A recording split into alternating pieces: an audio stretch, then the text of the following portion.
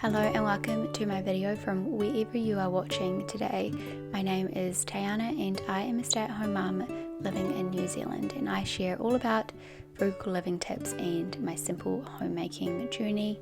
Today I'm going to be bringing you along in this video and chatting to you a bit about what's been going on in the house over the last week of me filming this video, as well as talking to you about my most common ways that we save as a one-income family.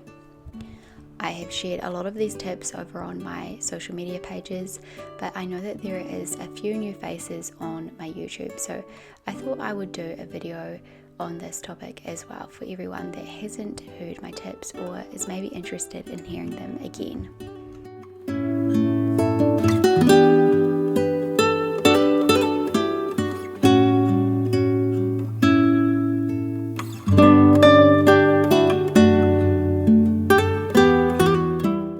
Once again, I am just picking up my camera and filming bits of my week and what I've been getting up to. A lot of it is just repetition, doing the same things like our laundry, dishes, cleaning, cooking, playing with my daughter. I've been finding that this is the most realistic way for me to make a video at the moment.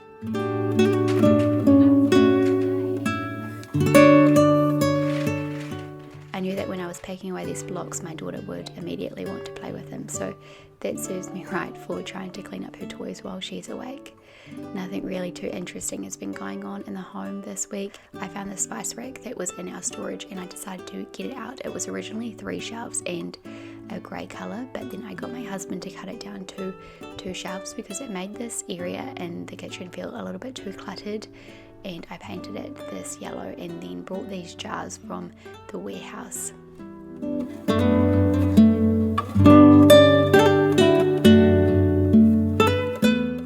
I'm really excited about this little DIY project because I think it'll mean I will lean for my spices and herbs a little bit more. It was just a nice addition to this corner of my kitchen where I don't really know what to do with it. Speaking of DIY projects, at the end of this video you will see that I made my daughter another pair of these pants. I bought the pattern on Etsy, and when I posted this on my Instagram story, a lot of people asked what the pattern was called. So if you're also interested, it's called the Clover pattern, and like I said, you can find it on Etsy. It was a really affordable pattern, but it's been the best pair of pants that I've made for my daughter. I actually made her a couple pairs in the size down and she's just about to outgrow them, so I wanted to make her another pair using this sheet that I bought for $2 from the op shop, and I just love these pants. They're so comfortable and flowy. I need to find the right pattern so that I can make some for myself as well.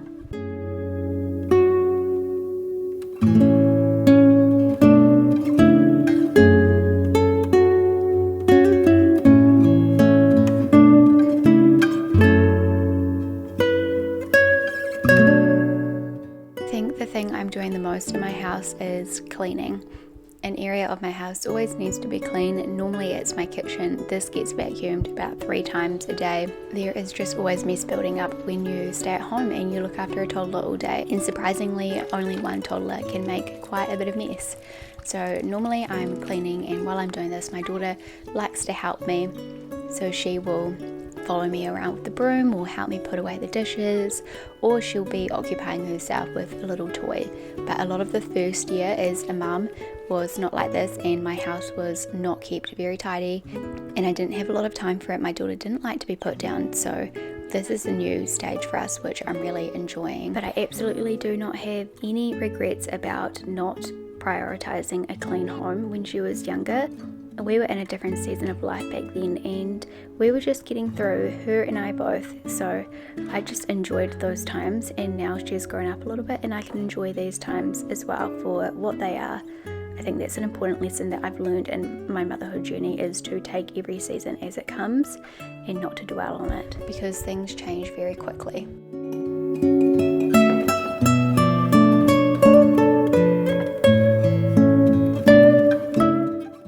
It was a rainy day, but we still needed to get out of the house to avoid cabin fever, so we went and enjoyed some puddles and had a look around the garden and just potted around. My daughter is obsessed with the lemon tree at our house at the moment. We have a lemonade lemon tree, so they're quite sweet compared to normal lemons, so she's out there picking 2 or 3 a day and she she just loves them. So I mean, I'm not complaining, they're great for her, but we're not going to have very many lemons left on this tree soon. So one of the first videos that I posted on my TikTok that went semi-big, I suppose you could say, was 3 ways that we save money as a one-income family living in New Zealand. And the 3 tips that I shared in that video were, 1, we didn't pay for subscriptions, so we don't have Netflix, Disney, etc. We have a shared Apple Music plan, and that is it. One of the other things was that we buy a lot of things secondhand, and if it's not secondhand, sometimes it's off the side of the road. And we are very fortunate enough to have friends that have children a little bit older than my daughter who were able to give us a lot of clothes. So buying secondhand first saves us a ton of money. There is so much in the op shops that it's hardly worth buying new sometimes. And even though some things can be cheap enough to buy new, it's a much more sustainable option to buy it secondhand.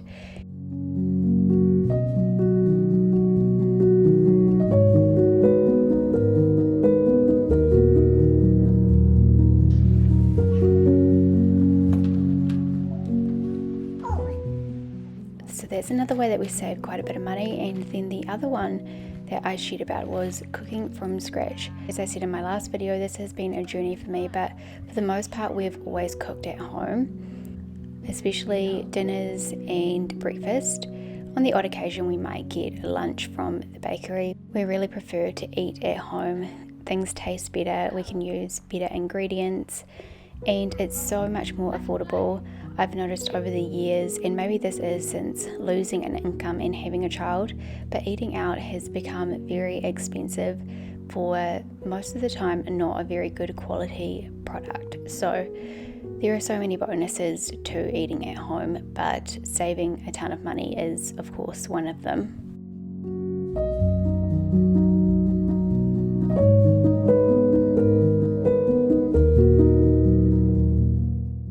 Other ways that we have saved money and managed this lifestyle on one income, and not a very high income, if I'm going to be honest with you guys. A lot of people assume that when I say that we're a one income, my husband must earn a whole ton of money or we must have very low bills, but that is not the case at all. Our bills are just like what most people's bills are, except we do our best to keep them low. So those assumptions just aren't true when it comes to our family. Another way that we save money is by keeping out of unnecessary debt, such as car loans and using a credit card, or hire purchasing furniture for our house. We also don't use apps like Afterpay and Lay-by that encourage you to spend when you don't have the money and live beyond your means.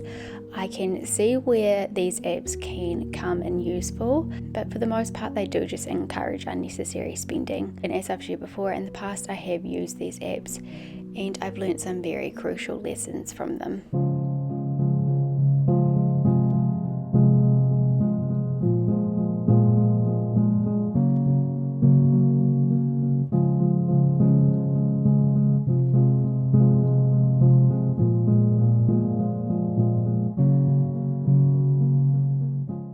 A huge part of being able to live on one income and track our spending is by keeping a very simple budget. When we first cut down to one income, I was not so keen on having a budget. I didn't think it was necessary, and I use a very simple method in my notes app on my phone, and it's just to roughly track where all of our money is going. And this just helps us to stay on track with financial goals and just make sure that we are covering our bills and having enough money to enjoy life as well, such as delegating money towards our spending. Our reasoning for budgeting isn't to strictly track our spending, it's to make sure that we are living within our means.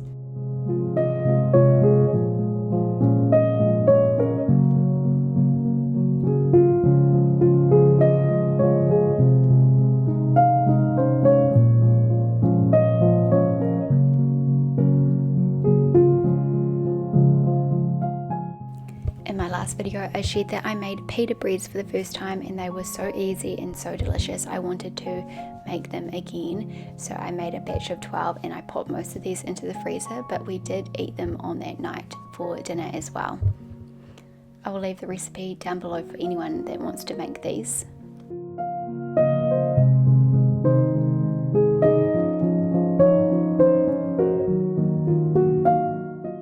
I've been getting into really really good rhythm of sewing again.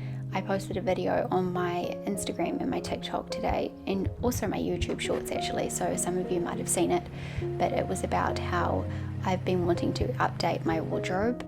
I have really been struggling to find things that I love secondhand, and then finding anything new that I'm happy with is also just so far out of my budget, because I'm looking for ethically made pieces that I'm going to wear over and over again, which has been great because it's been forcing me to push myself out of my comfort zone and try to sew myself more clothes.